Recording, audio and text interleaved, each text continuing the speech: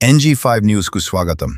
YSR Congress party అధ్యక్షులు మాజీ ముఖ్యమంత్రి శ్రీ వైఎస్ జగన్మోహన్ రెడ్డి ఆదేశాల మేరకు సూళ్లూరుపేట మాజీ ఎమ్మెల్యే మరియు వైఎస్ఆర్ కాంగ్రెస్ పార్టీ సూళ్లూరుపేట నియోజకవర్గ సమన్వయకర్త కిలివేటి సంజీవయ్య ఆధ్వర్యంలో నాయుడుపేట ఆర్టీసీ బస్టాండ్ సమీపంలోని డాక్టర్ బిఆర్ అంబేద్కర్ విగ్రహం వద్ద డిఎస్సి పరీక్షలో జరిగిన అక్రమాలు, అవకతవకలపై సిబిఐతో విచారణ జరిపించాలని, స్పోర్ట్స్ కోటాలో జరిగిన అవినీతికి బాధ్యత వహిస్తూ విద్యాశాఖ మంత్రి నారా లోకేష్ రాజీనామా చేయాలని డిమాండ్ చేస్తూ వైఎస్ఆర్ కాంగ్రెస్ పార్టీ ఆధ్వర్యంలో రిలే నిరాహార దీక్షలు నిర్వహించారు.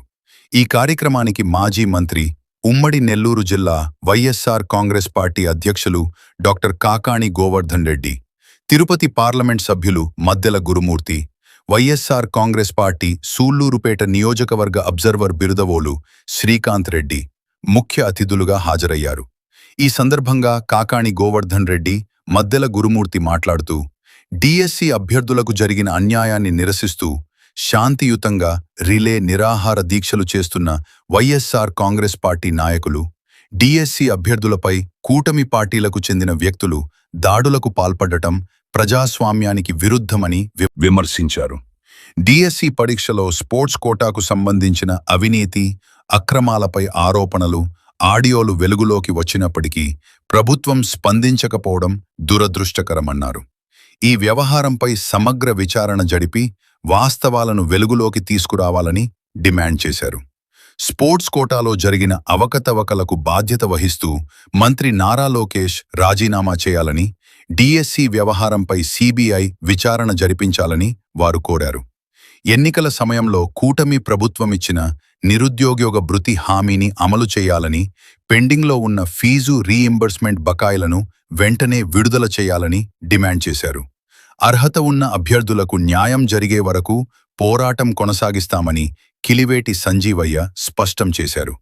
నిరుద్యోగులు, డిఎస్సి అభ్యర్థుల సమస్యలను ప్రభుత్వం వెంటనే పరిష్కరించాలని ఆయన కోరారు. ఈ వెన్నుపోటు పార్టీ మెగా డిఎస్సి పేరుతో మెగా డిఎస్సిని ఏర్పాటు చేసి ఈ రాష్ట్రంలో ఉన్నటువంటి నిరుద్యోగ యువతకి అన్యాయం చేసిన క్రమంలో బంగారు పథకాలు సాధించుకున్న వాళ్ళు కూడా పక్కన పెట్టి మరి జిల్లా స్థాయిలో పార్టిసిపెంట్ అంటే ఊరికే పాల్గొన్న వాళ్ళు, క్రీడల్లో పాల్గొన్న వాళ్ళకు కూడా ఉద్యోగాలు ఇచ్చిందని మేము ఆక్షేపిస్తూ ఉన్నాం.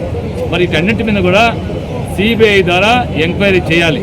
అంటే ఈ డిఎస్సిలో మీరు చేసినటువంటి అక్రమాలు, మీరు చేసినటువంటి దుర్మార్గమైన చర్యలకి ఈ నిగ్గు తేల్చాల్సిన అవసరం ఉంది.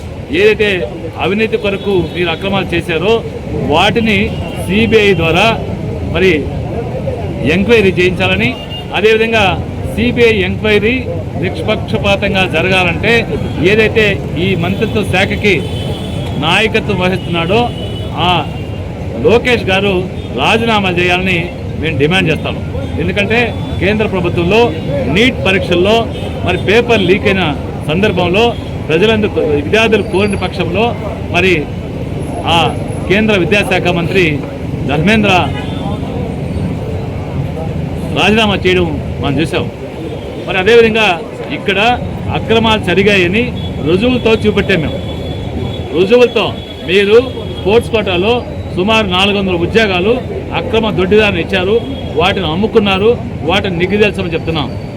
మరి మీరు ఏదైతే అక్రమ జీవాలు ఇచ్చారో వాటిని మీరు కాలు రాశారు కాబట్టి అడుగుతా ఉన్నాం. కాబట్టి 3 రోజులుగా వైఎస్ఆర్ కాంగ్రెస్ పార్టీ శ్రేణులంతా కూడా నిరాహార దీక్షలు చేస్తారు, రిలే నిరాహార దీక్షలు చేస్తున్నారు. రేపు ర్యాలీ చేస్తున్నాం, అందరం రోడ్డు ఎక్కాం.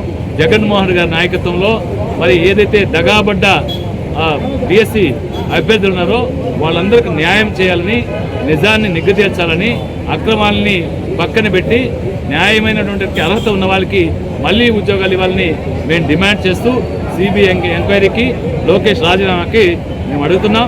లోకేష్ రాజీనామా చేయాలి, లేదా ముఖ్యమంత్రికి నైతిక విలువలుంటే, ముఖ్యమంత్రికి రాజ్యాంగం మీద ఏమాత్రం విలువలుంటే ఖచ్చితంగా లోకేష్ గారిని సొంత కొడుకని భావించకుండా ఒక మంత్రిగానే భావించి బర్తరఫ్ చేయాల్సినటువంటి అవసరం ఉంది. మరి లోకేష్ మళ్ళీ ఒకసారి చెప్తా ఉన్నాం, మీకు ఏమాత్రం నైతిక విలువలున్నా, రాజ్యాంగం పట్ల గౌరవం ఉన్నా వెంటనే మీ పదవికి రాజీనామా చేయాలి. మీరు చెప్పినట్టు మీరు చర్చలు రండి, మేము సిద్ధం, అడగట్లేదు. మీకు ముఖ్యంగా అడుగుతున్నాం, మీరైతే 2 జీవోలు ఇచ్చారో, 4వ నెంబర్ జీవో, 47వ నెంబర్ జీవో, 2 జీవోలు ఇచ్చిన జీవోలు నియామకాల తర్వాత ఎందుకు రద్దు చేశారో పత్రికా ముఖం కావచ్చు మీరు చెప్పండి. అది చెప్పిన తర్వాత, ఆ కారణాలు చెప్పిన తర్వాత మీరు ఏం చేసినా ఉంటుంది. కానీ అప్పటి వరకు వైఎస్ఆర్ కాంగ్రెస్ పార్టీ మరి నిరుద్యోగుల తరఫున ఎప్పుడు పోరాటం చేస్తామని సందర్భంగా తెలియజేస్తాం.